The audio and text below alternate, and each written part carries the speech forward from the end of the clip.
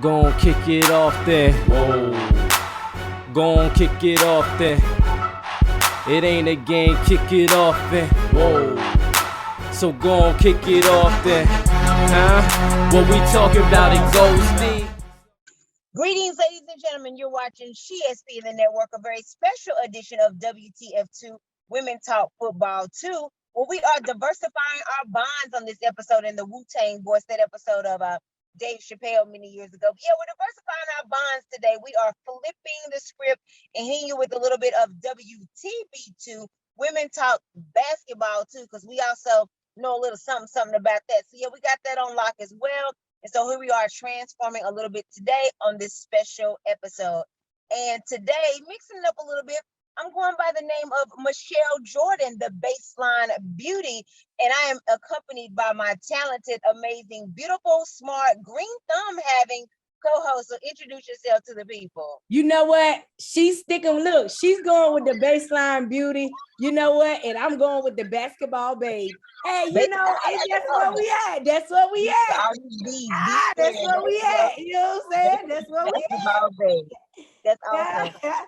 So Basketball Babe it is. So here we go. Special edition, tipping it off here with the first quarter. It is now June, and it's time for the NBA Finals. We have the Golden State Warriors taking on the Boston Celtics. Very storied franchises here. Now, which team do you think, Baseline Babe, has the defensive edge and which one has the offensive edge? So, you know, here's the thing. Okay, so this is actually I'm really excited about this matchup because I see a lot of mirror images in both teams in terms of like what they can offer. And so in terms of defense though, it's hard to root against the Celtics. You know, you can't root against the Celtics simply because they have the defensive player of the year, Marcus Smart over there. And you can't root against Marcus Smart. Marcus Smart, when he's on the court, he makes a difference. He is a game changer. You can see it, like his scrappiness, his, attention to, being able to read offenses pretty well and to see where other teams are going. And he just has a knack for the basketball. And so it's kind of hard to root against that. And he wasn't defensive player of the year for no reason. So I'm going to give them the edge. The Celtics, they are a scrappy team. And if they remain scrappy, it ought to be a good one. Now, in terms of offense, listen, they got a three-headed monster over in San Francisco. Steph, Clay, and Jordan Poole. Now, as much as I don't want to talk about this combination, I still got to acknowledge it. Now, the issue becomes is that it's a three-headed monster over there. And the thing that I see offensively with them is and what has been playing into their favor is even if one is off, the other one's usually in compensate. I've never seen any game where all of them are just off, with the exception of game 5 against Memphis, when they played game 5 against Memphis. But other than that, I've never just seen all of them off. Typically, somebody in that set is on. Whether it's they're shooting from the perimeter or what have you, I just think that they have a lot of firepower. And of course, that offense is orchestrated by Draymond Green himself. And so I just think that offensively, they're going to be the three-headed monster to stop. Gotcha. I definitely agree with you with the defense too. It's got to be the Boston Celtics. I mean, to be honest, that is the reason why they're here, is for their defense. And as you mentioned, there's the heralded defensive player of the year in Marcus Smart. They swept who many consider such an offensive powerhouse in the first round, the Brooklyn Nets. Now, despite some discombobulation coming from that James Harden and Simmons trade and the injuries, they were still able to force KD, who I affectionately like to refer to as kind of dusty, Kevin Durant there. They were still able to force him into some uncharacteristic turnovers and some bad shots. He had a way lower than usual field goal percentage, and it's all because of the very, very it was a very worrisome defensive front that the Boston Celtics put up. and they eliminated the champs in the very next round. And of course, the Greek Freak, he had a phenomenal series himself then, but despite his monstrous performance, they kept a lot of the other players away from scoring points. And I know, yeah, PJ Middleton, he was injured and he wasn't in that series. And of course, PJ Tucker had gone on to the Heat, but still, they were like, okay, Greek Freak can get his numbers, but nobody else will beat us. And at some point in time, Greek Freak's going to get tired. He's not going to score all 100 points. So as long as he can get off all he wants to, we're just going to make sure we take everybody else out of the game. And they did a tremendous job in doing that. And then in similar fashion, they contained pretty much everyone except for Jimmy Butler in that previous series against the Heat. I mean, a lot of Butler's success, let's keep it, really came from just some grit. A lot of it was just his hunger, his passion, his drive. And those are intangibles that Boston really could not stop. But again, they kind of took everybody else out of the equation. And that's how they made it happen in the previous series, even though they went to 7 games. So I definitely like Boston on defense. On the offense, of course, you got to go with Golden State now, especially with the fact that they have a healthy Klay Thompson back in the lineup.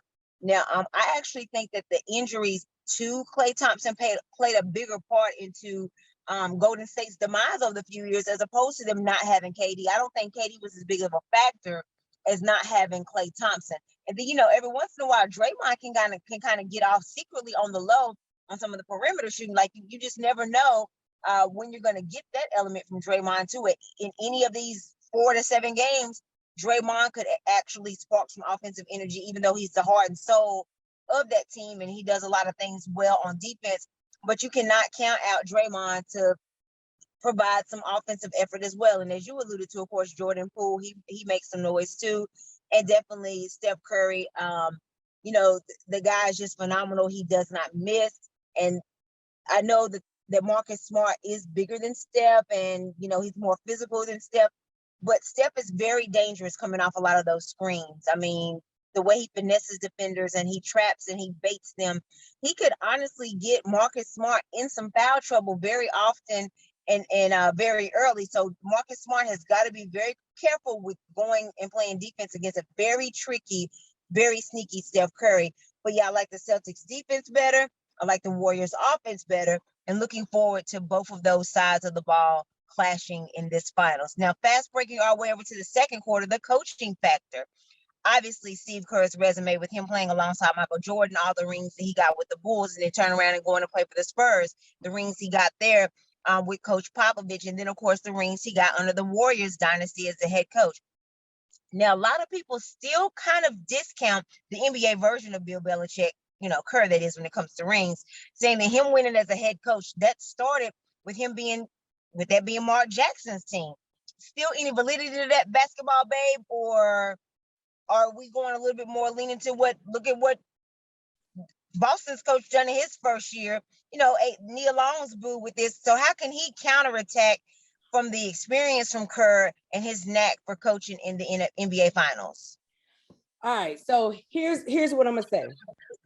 So in terms of Mark Jackson, it is okay. So when you're looking at Golden State Warriors, okay, it is gonna be forever hard as long as Draymond, Steph Curry, and Klay Thompson are there. It's gonna be always hard to discount Mark Jackson as having part of that success, simply because he started that whole foundational base. Mm-hmm. So even though Steve Kerr has built upon that base was started, that foundation was built with Mark Jackson. So there is always going to be validity to that as long as those three remain at Golden State. And I think that's the core and that's the sentiment of the whole conversation behind Mark Jackson. Mark Jackson gave them their foundational tools, their foundational development as confident as players, how they were going to play together. That all started with the foundation being built on the back of Mark Jackson. So you can't take anything away from that. Now, Steve Kerr has gone on to build from that and to build on to it, but it all started with the foundation of what Mark Jackson did. All right, that's point one. Now, in terms of Ime Udoka, the biggest thing that I see is that number one, they both come from the Popovich tree. Right. So it's going to be interesting to see how Their schemes are probably somewhat similar. Their mentalities are probably somewhat similar, and how they are going to do similar things to offset each other. So that's going to be interesting to see what the chess match is going to be between the two, because they're pretty much from the same lineage. So that's going to be interesting in itself to see what is he going to do, what things have Steve Kerr developed on his own outside of the Popovich lineage, and what things have been and Udoka he's developed on his own since going on to the Nets and other organizations that may not stem from Popovich, and to see how they're going to counterfeit, to counter offset each other. That's going to be interesting to me more than anything else in this series. Now, the one thing that the Celtics have working in their favor is going to be their defense. Their defense, one, using their defense as an advantage. Number two, their size, their interior size with Robert Williams. Is he healthy? That's my question. Is he going to be healthy enough? If he's not going to be healthy enough, if he's not going to be healthy enough, can we continue to see? First of all, let me pause at this moment and give praise to the retro Al Horford. Because I ain't seen this Al Horford in, girl, I don't know how long. This Al Horford would have never gotten traded from the Celtics to begin with, because this Al Horford been balling, okay? So now, will Al Horford be a rim protector? What will he do? Who will he match up with? Will he play against, Draymond, or will he play against Kevin Looney? Like, what would their interior presence be? Like, that's going to be Udoka's challenge. How will he use his size interiorly and their defense to outwit the fast, sharp shooting, perimeter shooting Golden State? That's going to be the key. So I think when you think of that, that's what I'm thinking. That's what he can use to his advantage. And yes, I still think it all does stem from Mark Jackson, the Warriors. Yeah, and although Steve Kerr is one of my most favorite Caucasian males in the history of the world, as far as his character, his views on people, the politics, life, and earth, I still very much discount a lot of his coaching resume, again, because of the foundation that Mark Jackson built in with Golden State. Kind of reminds me of like that year, like Tony Dungy got fired from the Bucks, and then entered John Gruden, and John Gruden took Tony Dungy's team to the Super Bowl and won a Super Bowl. Oh, by the way, Gruden had just come from the Raiders, which was the team that he had just come from, and that's the team he played in the Super Bowl. So he had all of these advantages working in his favor, and everybody kind of forgets about what Tony Dungy did. And I feel like a lot of times people forget about what Mark Jackson has done for Golden State, and all the credit goes to Kerr. And I definitely am like you. I definitely discount it, and there's still a lot of validity behind it, regardless of the fact they've gone to six finals in the past 8 years. The Mark Jackson ghost is still there and still exists. Also, Steve Kerr has come out and said that he's taken a lot of Brad Stevens, the former coach of the Celtics, ironically, he's taken a lot of Brad Stevens' playbook and a lot of what Brad Stevens has done in coaching. So I'm like, at this point, does this guy have his own manual? Does he have his own type of coaching? I mean, I know imitation is flattery and it's great to borrow, but what is yours? Is any of this yours, sir? So yeah, a little bit questionable on Steve Kerr doing a whole bunch of copycatting here, getting a whole lot of CCs on these emails, with his coaching resume. So yeah, I definitely question mark there. And as you alluded to, yeah, they both come from the Greg Popovich tree. So I know he's a proud papa here and probably torn on who to go for. But also the other thing about Ime Udoka, like, where I do give him a little bit more of an advantage is, this is his rookie year as a coach. And again, I know Steve Kerr did it, but Steve Kerr also, Boston was not as successful last year as Golden State was the year before Steve Kerr got him. He kind of got handed keys to, I don't want to necessarily say Ferrari, but maybe like a nice Lexus at least. That was not the case for Ime at all. And then, he's come from being a Nets assistant, so he used that to his advantage in that first round, kind of knowing what KD and those guys were going to do, kind of being familiar. He was an internal scout, so I think that he was able to successfully use that to the benefit and already familiarized and knew what to do. I think that right there is some internal power as well. Again, Steve Kerr not so much having that, because he didn't come from these former teams. He wasn't like a scout or whatever. He got Mark Jackson's team. So a nice shiny polished car there. So yeah, I definitely give Ime a little bit more of advantage as far as the analyzing part of it, the analytics of it.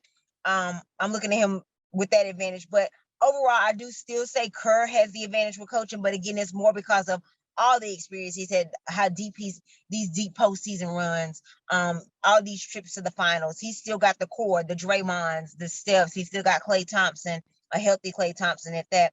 So yeah, I do give Kerr the nod based off of those things. And also, speaking of Coach Pop, I mean, look at Becky Hammond, you know, his assistant. Look what she's doing for the WNBA team, the Las Vegas Aces, and they're looking real good too. So shout outs to Pop on that, really having his roots, the foundation, these branches from his tree are really flourishing here. So dope stuff there on that. So basketball, babe, what do you have for us today with the halftime presentation? So for my halftime presentation, basically, it's hard to start and talk about basketball without knowing the origin of basketball. So I did want to do an insert here to let everybody know a fun fact about basketball.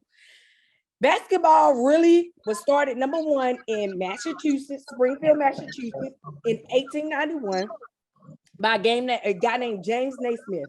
The reason why it was developed was for two reasons. He wanted a sport that was less physical than football and a sport that you could play indoors in the winter. That's how it came to be. Simple as that. And that's how basketball derived. And maybe we'll talk about some of the original rules maybe on the next step, if the next time if we have another special episode. So that's interesting, and that makes sense too, because up in Massachusetts, of course, those winters can be very brutal. And then you playing in shorts too. So yeah, like they're playing, the basketball players typically play in shorts to be more agile and stuff. So yeah, he definitely had to have play that indoor factor. So it makes perfect sense with it being Springfield. And of course, the Naismith Hall of Fame, when you hear that, there it is. There, it's because of named after the guy who invented it. So good stuff. That makes sense. All right. Appreciate that, basketball babe. Very knowledgeable information per the usual. And so we are going to transition this thing back with the third quarter. We discussed the offense. We discussed the defense. We discussed the coaching pedigrees, the experiences. Now, what other intangibles and advantages do each of these teams have going into the finals, basketball babe? All right, so we kind of discussed this a little bit in the second quarter. The biggest thing that I will say again for the Celtics, number one, is that they have a defensive wit about themselves. Like defensively, they come to play and they are scrappy. And the fact that Golden State typically has a lot of turnovers, they can use that to their advantage. The fact that they are so much bigger in size, they can use that to their advantage. Will they be able to utilize Al Horford? Will they be able to utilize Robert Williams internally for the Celtics? I think that'll be the key to the series, not so much Jason Tatum. Can they really get off interior to paint? And the reason why I know this will be effective is because the one thing that the Memphis Grizzlies, I think, shot themselves in the foot with is they went away from that.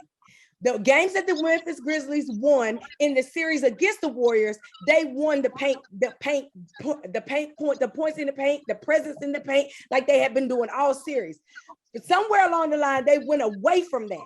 And when they went away from that, those games they didn't win. But the games where they won the defensive, offensive and defensive boards, they won the paint and points in the paint, they won those games. I think it'll have to be the same for the Celtics.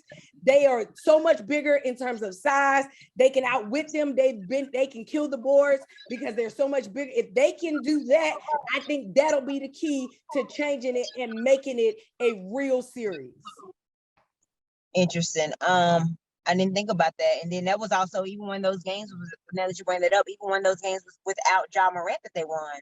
And so that's what it came down to. Interesting. As far as intangibles for Golden State, I think the fact that again, the injury stuff, Klay Thompson obviously a big one, but they're also going to get Gary Payton III back. And yeah, we know his famous father, but this guy really has his own story. His hunger, his drive, determination. He's really been making a name for himself with the Golden State Warriors. Jordan Poole, and of course this is, I'm being shady here, but he wants to win the heart of Malika Taylor. I think a big star to that will be winning an NBA championship. I mean, you can kind of play with that, like flash your ring, dog. You know what I'm saying? Be a champion. That might lure her in a little bit. It'd be a nice, good start, dating the NBA champion. So I think that'll give him a little head start action there. Draymond Green, of course, he would like to pull the "I told you so" card regarding KD. So this is big for them. I think that's in the front of Draymond's mind as far as like he wants this one so bad because it's without KD. He wants to be accurate in his analysis. Like, we did not need KD. And I think he wants this as well to show that aspect of it. And they have not won a title ever since they have not had KD. So this could be Elizabeth. This is a big one, like Fred Sanford would say. And then, 6th appearance in 8 years. And Steph Curry, with the three NBA titles that they have, Steph Curry has never been the finals MVP. It's been Andre Iguodala for one because of his defensive stance against LeBron, and then KD won the other two. And I really think that Steph he's got everything else. He's born into wealth. He's got a beautiful family. He's got MVPs. He's got NBA rings, but he does not. Oh, he recently got the Magic Johnson Award for Western Conference. The player, it's kind of new, but the Magic Johnson's like the Western Conference Player Trophy. So that's a new one that they just started this year. But yeah, I saw that. Yeah, but he does not have a NBA Finals title out of the 3 wins that they have. So I think that's an intangible as well. I'm sure that he wants that too. Now, as for Boston, Jason Tatum on the other side of that, now he won the first ever Larry Bird Eastern Conference Finals trophy. The irony in that the first player to win one of those happened to be a co-Celtic. So that's crazy right there. But he's definitely this player with this Kobe Bryant mentality, this Kobe factor, this chip on his shoulder, this I always have something to prove. Jason Tatum, that is. I mean, Kobe was his idol, and you can see a lot of that vigor, that inspiration from Kobe. I mean, even before the game 7, even before the game 7 against Miami in that series, he texted Kobe and was like, "I got you today." Although the type of player Kobe is, he probably been like, "Don't text me about no conference finals. You still got another series to win." I mean, no shade, but that's just the type of player that Kobe was. Mm-hmm. So I just, I feel like him channeling Kobe, him knowing the job is not done. So I think that's an intangible that Jason Tatum is bringing into this finals as well. But it is tough to play. It's tough to win in the Bay, and the Celtics, even though they are battle tested on the road, I do think that helps them. But again, we're dealing with a different monster here playing in Golden State's arena. They have home court. They have a sweep under their belt. So they got 2 wins against the Nets on the road. They beat Miami all 3 times in Miami. They got multiple wins in Milwaukee. So they're very battle tested on the road. And I think that could help them as well. But if it goes to game 7, I don't see them winning in Golden State, however. But also the other benefactor here for Boston is they finally got some rest. They had 2 back-to-back 7-game series pushed to the limit. And see, the fact that even though Miami's was a game 7, that was Sunday, this game is Thursday, so they finally got some rest. And usually that will make a team rusty, but because their stars all played over 40 minutes every game, this rest is a necessity for them. It's not going to shake off any rust. It's going to actually allow them to get some much needed, much deserved, well deserved, long overdue rest. So I think that's going to help, another intangible to help Boston as well. So yeah, the Celtics are also looking to break the tie with their coastal nemesis, the Lakers. They both have the same amount of titles, and I'm sure they want to break that tie as well. So that's probably something that Boston is looking to do too in getting this finals trophy. Dribbling our way to the 4th quarter, so mid-June, right around Father's Day, right around Juneteenth, we will crown a new NBA champion for the season. Basketball babe. Who will it be? How many games will it go down to? And who will be the MVP? I don't know how many games. I'm hoping 7 because I want 7. I don't know because see, I think that there are a couple factors that's going to decide who's going to do what. Now I know that the favorite is going to be the Warriors. This is everybody's dream. They want the Warriors to be it, and they want Steph Curry to finally get his MVP, Finals MVP hardware, and just kind of ride off into the sunset if that's what he's going to do. And I know that that's what everybody's thinking, right? But I always have been this person where I just root for the underdog. So it's hard for me to, because I like to root for teams that don't typically win. So, or they haven't been winning. So I'm gonna go for the Celtics, even though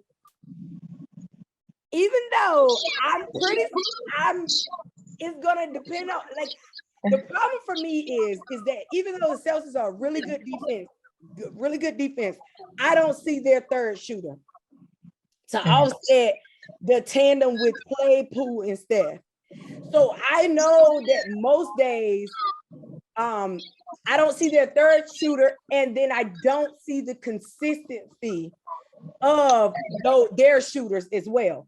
So typically now the one that's been the most consistent, believe it or not, is most people would say Jason Tatum, but truthfully, the most consistent has been Jaylen Brown.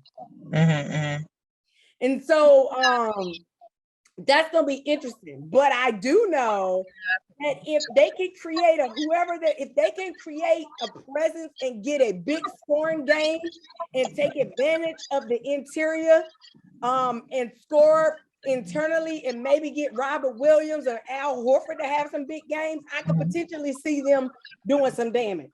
But otherwise, I just don't see how they're going to outscore Golden State, because even with Jaylen Brown or Jason Tatum scoring a ton of points, I just don't see them outscoring that kind of tandem. I just don't see it. So I'm still gonna go for the Celtics though, and I'm still gonna say the Celtics in 7 because I'm rooting for the underdog here. I'm gonna still go for the Celtics in 7, even though I already told you what the factors were. But yeah, I'm still gonna go for them though. But it's probably gonna be the Warriors. But I'm going with the Celtics. Okay, that's what I'm doing. I'm going with the Celtics. I'm riding with the Celtics. 7 games. Ime Udoka, he gonna be a first-year head coach with a national championship. I'm putting my money on you, Ime Udoka. I'm putting it on you. And if he's wrong, I mean, if he don't win, then Neil Long got to give you like some of her best man movie checks or something.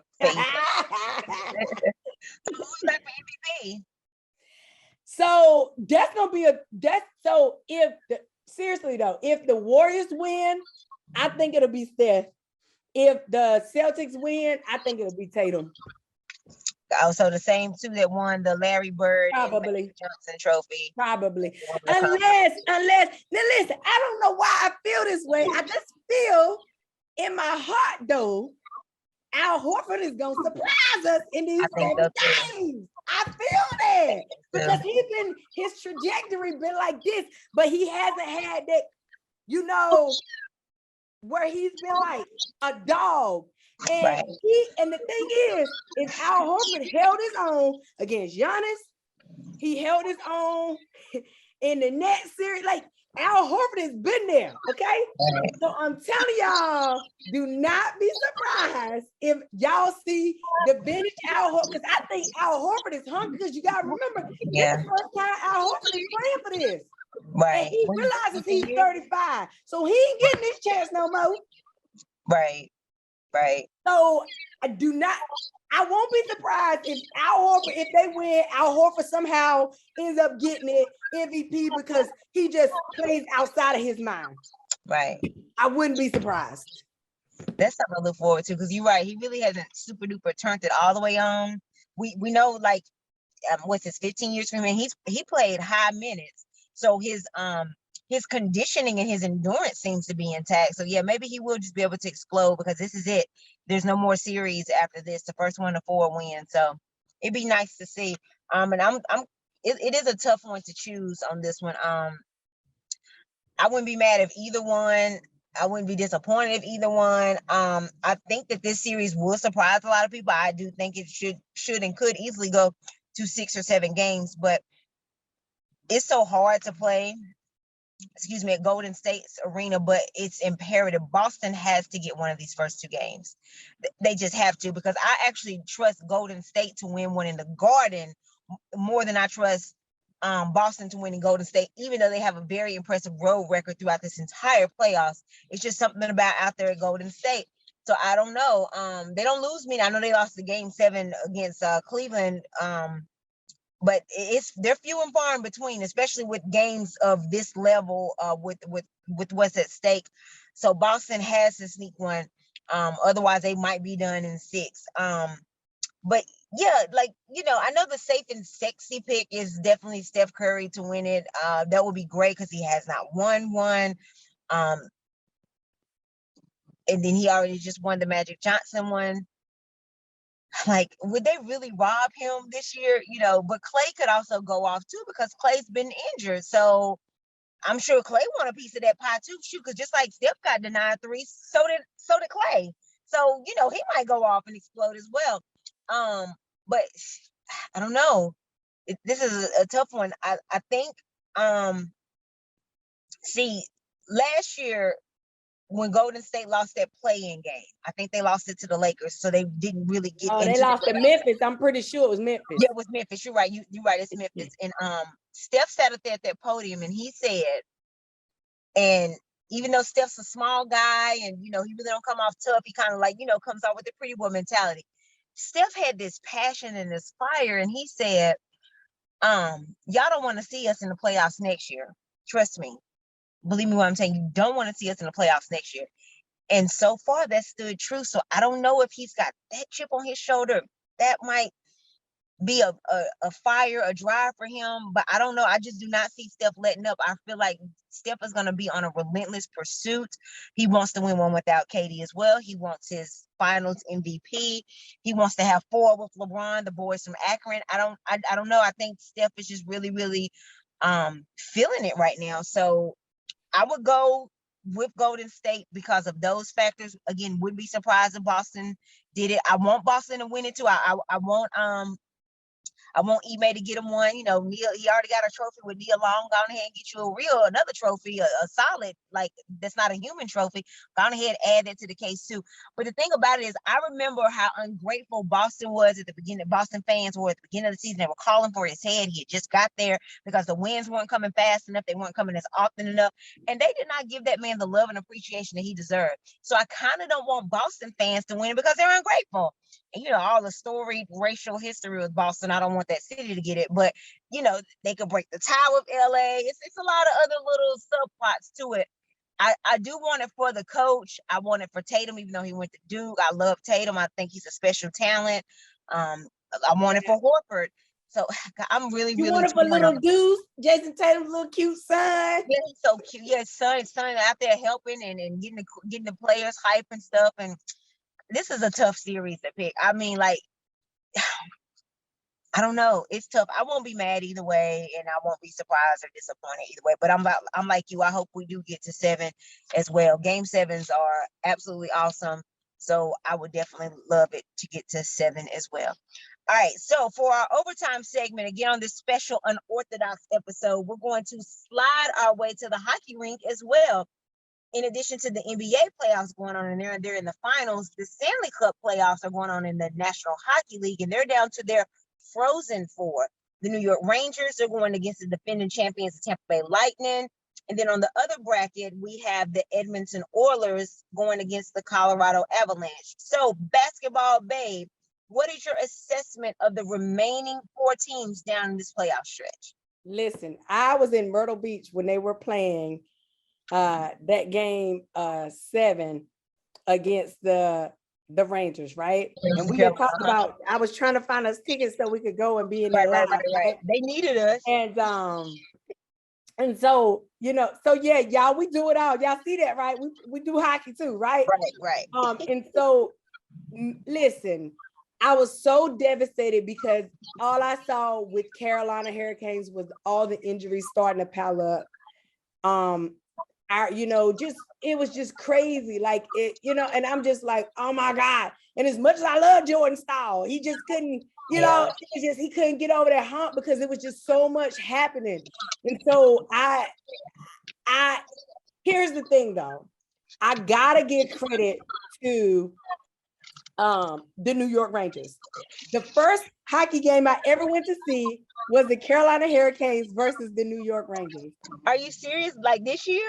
No, that was the very first hockey game I ever went to see was the Carolina Hurricanes versus the New York Rangers, right? And their goalie then sucked, but they got a goalie now, and he ain't letting up. Okay, he's good. He's good. And because of that, it's gonna be hard. I know people like Tampa, but that goalie in New York, he ain't letting too many goals go past him. Yeah. And it's hard for me to, and as good as our guys have been, the Carolina Hurricanes have been, I'm telling you, that goalie with the New York Rangers, he tough stuff. And I like the Rangers, what they're looking like. And I felt like whoever won between us would probably go on to win the cup. Me too. And so I'm gonna go with the Rangers. I'm gonna go with the Rangers. And I was so disappointed that Carolina slid out of contention, pun intended there. Especially because they had been undefeated at home. Their previous 6 games in the playoffs at home, 7 rather. They had won a game 7 in the series before, and then they won 3 more at home, and they had this home game, and then they lost. And the thing about it though, Carolina has just been terrible when it comes to power plays the entire playoffs. Like, we actually probably should have lost game 1 or game 2. Was it Ricochet? I think it was game 2 where Ricochet that kind of saved a goal from us. It ricocheted and was an open net, and we got a break right there. So honestly, we could have lost in 6. But the fact that we were coming back home with game 7, I really was confident because we hadn't lost at home yet. So I was really, really disappointed in that. I don't want to go for the Rangers because they just beat the homies. I don't. But like you said, the goalie's phenomenal. And pretty much it come down to whoever would have won our series was most likely going to beat Tampa and most likely going to go and win the cup. So it is in the Rangers' favor. Of course, I don't want Tampa to win because, I like dynasties when it's my team, but otherwise I really am not a fan of dynasties. So, Tampa, you already won a Super Bowl a couple years ago in the same year the Tampa Bay Lightning won, you won another. Like, they're on their way to their own three-peat. Who they think they are, the Bulls of the 90s? But, like, I don't know. I always like fresh newness. That's part of the reason why I was going for Boston in the finals. I like that. I like newness. I like freshness. And again, this is Tampa's not my team, so I don't want them to win again. At this point, because the Rangers won, beat the homies, and Tampa's already won. I'm looking on the other side of this at Edmonton and Colorado, and I know Colorado already won the first game in that series, but I'm just like, you know what? Let's just take the cup out of the country. So I'm going for Edmonton. Let it go to Canada at this point because I'm so disgusted that we just gonna go to Canada like that. Okay. Just let it relocate. Nobody in America wins it. Since Carolina couldn't get it, nobody in America gets it. And just take it to Canada. But it's been a while for Edmonton too. So again, I underdogs, and they're already down 1. Colorado Avalanche, they've already had a sweep in the playoffs. So they're very favorable too. But at this point, I'm over it since it ain't Carolina. It ain't the homies. So I don't want it to be any of the citizens. Just move the cup to Canada. Let's go Edmonton Oilers. That's my pick for that reason. I know they're the underdog, and I know Colorado, again, Avalanche, they've already had a sweep in this series. They're rested. They already have won game 1. But it's a dumb reason, but I'm just big mad. I'm big mad. So I'm going for Edmonton. Let's go ahead and relocate the cup. The cup need a passport. Okay, let's get the cup out of the country for a year. I'm totally cool with that since Carolina didn't win it. So that's who I'm rooting for on this one. All right, so that's gonna do it for this special edition of WTF 2. Today we pulled the ultimate WTB Women Top Basketball 2. Threw a little bit of hockey in there. We was rolling down the rink on that one because we're just nice like that. And so Also, we got a poll going on. So shout out to all those who participated. We asked everybody who they thought was gonna win the finals, who's gonna win it, how many games, and who's gonna be the MVP. So shout outs to like Michael, Nick, Laura, Junius, Corey, Gary's on there, Dina, Alexis, Al, Chris is up there, Brandon, Sean. We got a lot of versatile answers, and the first three that get it right, they get free lunch right after the Larry O'Brien Trophy is presented, and not to be confused with the Larry Bird Trophy that was just presented. Not that one. We just got that one. That's new. But yeah, after the Larry O'Brien trophy is presented, WTF2, we will be sponsoring lunches for 3 people, whoever the first 3 are to get it right. So good stuff there. Again, appreciate the participation. So basketball, babe, any shout outs, recognitions, all that good stuff from me today? Man, no, I'm just really excited about just all that is happening, man. Y'all stay tuned. Y'all look for my girl over there, man. Baseline Beauty over here, man. We working it out. We got a whole lot of stuff, we working on, we trying to deliver big things, and I just feel like it's time. I feel like it's the season, and I'm ready, y'all. Y'all just let me tell you something. Put your feet to the ground and your back to the sun, and let's get it going. You know what I'm saying? Absolutely. Year of the woman for sure. And yeah, like you said, we got some big things coming up. Now the Memorial Day has passed. That's always like the 100-day mark for football season to return to you. We're about 3 months away now from NFL returning, OTAs popping off. So yeah, mini camps will be coming up as well.